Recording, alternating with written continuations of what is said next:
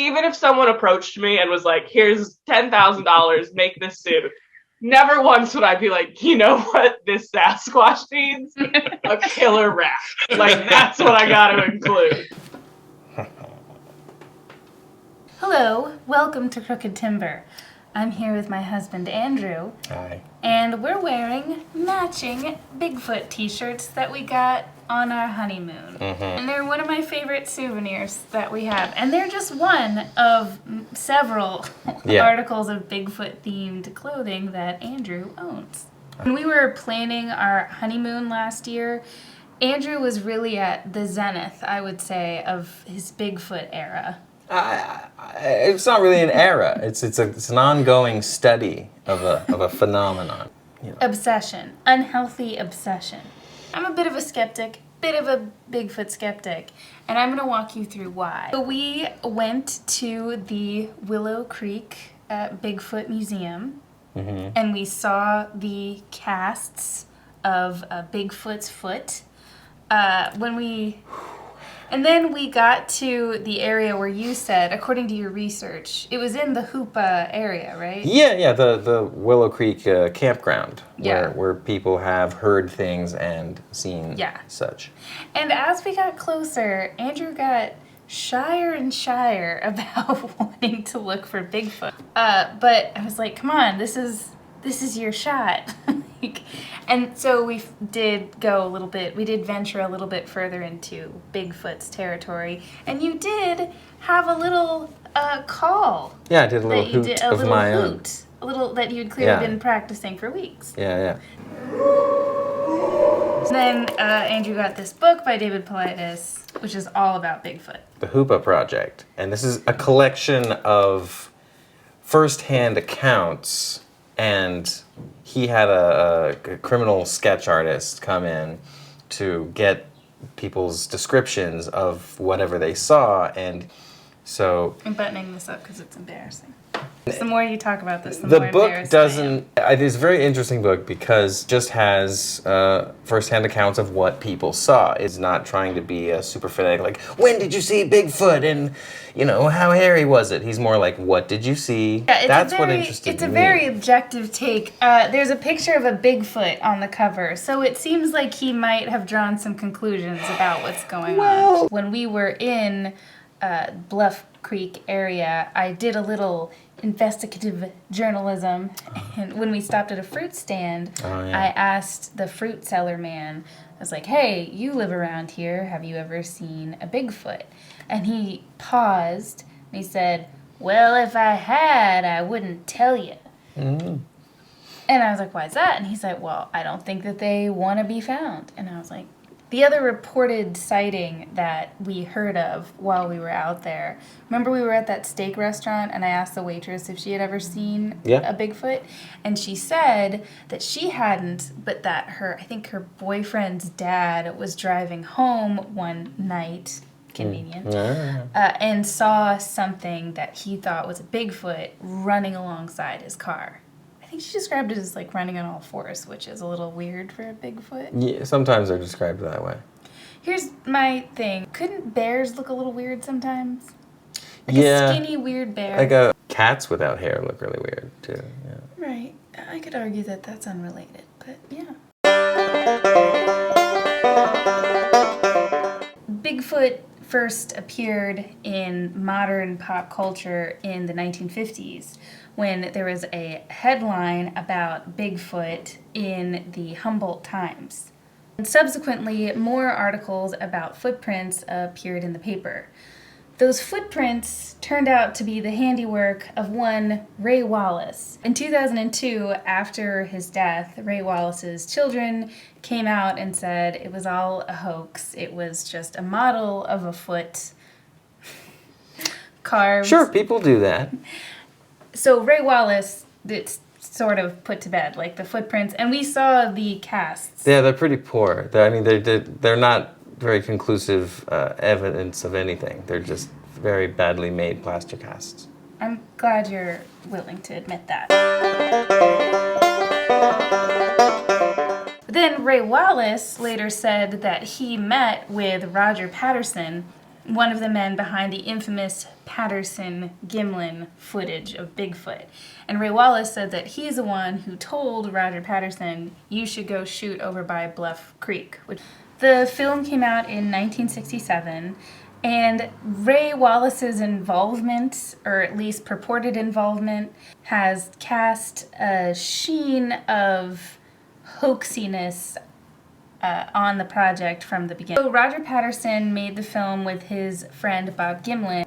Patterson and Gimlin knew each other from working in the rodeo together. But they both rode horses, and they were working together on this film. And the film that they were making was supposed to be about people looking for Bigfoot with the help of a native guide. Mm-hmm. So how convenient that they're making a movie about that, and they just so happen across the real one. Interesting. It's almost like if they were making a movie about that, they would have gotten a costume ready. I don't know, something to think about. Well. One thing in the pro-Bigfoot category would be that no one has found the costume.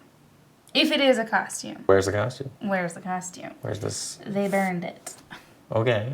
That's a strong opinion to have based on no evidence. So no one's found the costume. However, someone has come forward and said, I was the guy in the costume. Actually, multiple people have come forward. I'm and said sure that there's they been were the guy dozens. in the costume. That's fun to say. It was me. Bob Hieronymus has come forward and said that he was the guy in the suit. He was a pal of theirs from back in the day.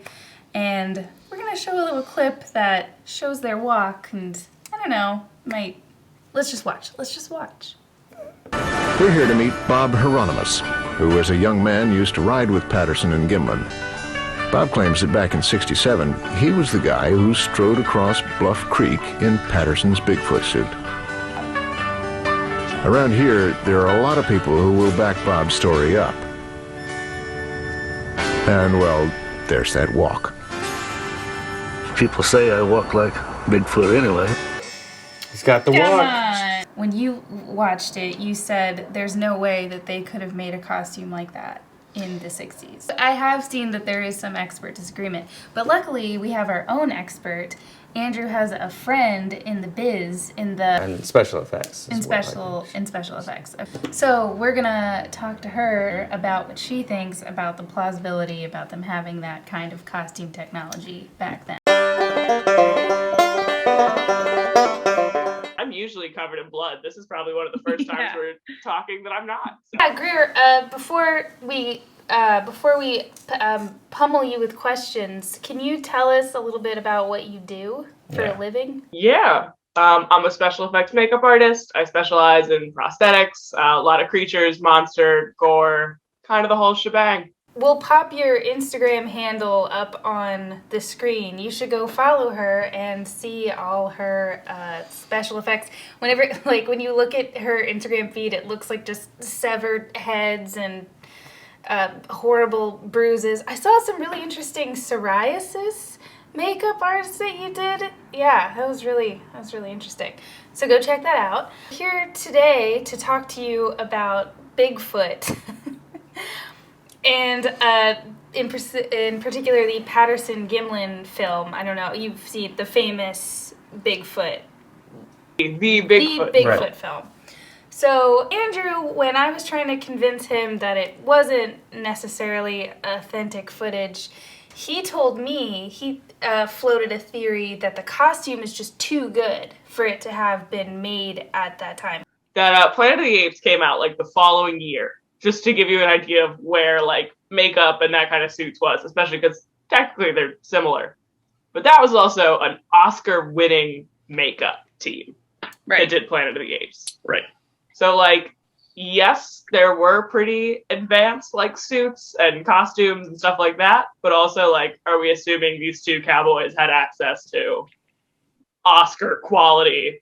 Yeah, like at that time, there were probably 10 or 15 people who could make, design, and really implement a very convincing suit. And at the time, like, I don't know, like, we probably would have heard about it at some point if someone had approached a real professional and said, I need you to fool the world and create this thing for real. See? There's a guy who came out in 2001 or 2002 who says that he's the costumer who made the suit. Oh, really? Oh, I didn't know that. Oh. Wow. It's been contested. You know, he doesn't have like photos of the suit or anything like that. Right. Wouldn't you keep something handy for the portfolio at least to just say, hey, I could do this again. This was crazy. This guy paid me $8,000 to do this bullshit. You know what I mean? I'm just trying to imagine a man from Northern California going to LA and finding just there were yellow pages, I guess, at the time. I don't know how like word gets around about getting jobs back then, but he would have to solicit and find and track down and have a meeting with a real effects artist and pitch them this idea, and they would give him a quote, right? And even that sometimes costs money. You know what I mean? Like, Right. So yeah. I don't think, just looking at the guy and hearing him talk, that he was production minded enough to work out all this stuff, at least budget wise, before taking it to an actual potentially independent contractor to do it. Yeah, they didn't have a big budget. This is one of my weird arguments for it not being a suit. That, again, to go back to that meeting of walking into Hollywood and being like, all right, guys, this is my idea. Let's do it. Also, give it giant boobs. Like, because it has boobs. It's a female Bigfoot. Right, yeah. And a lot of people latched onto that. They're like, look at the boobs move. Like, that's such a detail. Even if someone approached me and was like, here's $10,000, make this suit. Never once would I be like, you know what this Sasquatch needs? A killer rat. Like, that's what I gotta include. Right, because, like, it would be one price for the monkey suit, but it would be a different budget for a monkey suit with tits. Boobs. Yeah. Mm-hmm. Wow, this has been very enlightening. Okay, so it sounds like you're coming down on the side of you think that it was real footage. Like, kind of, which I really hate to say.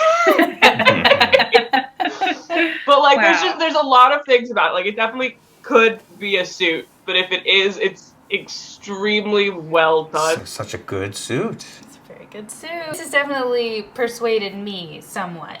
A little bit. I'm really torn because I am not really a Bigfoot person.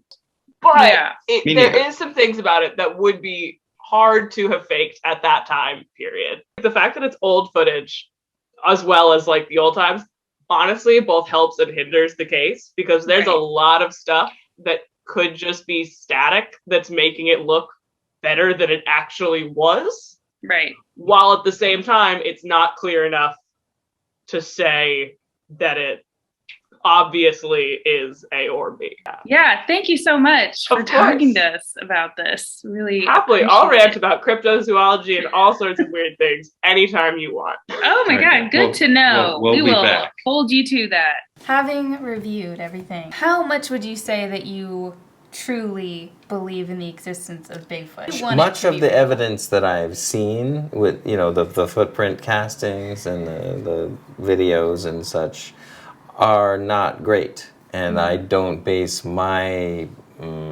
interests in the phenomenon on those alone. They're interesting, like the Patterson-Gimlin footage is cool to have. But I don't think any one of them is, a really conclusive piece of evidence. None of that's really great. But what I do think is convincing are the personal accounts of dozens and dozens and hundreds or whatever. I believe in it because there are enough people who insist that there's something we haven't documented well enough yet. Okay. And that's enough for me. I love that you believe in Bigfoot. Thank you. Because I think it shows that you really believe in people and you believe in the vast opportunity for myths to come to life in the wilderness. Or real things that are alive in the wilderness. If you met a lady Sasquatch, would you? Well, depends. So that's why we were out in those woods for so long. You just wanted to shoot your shot. Cut.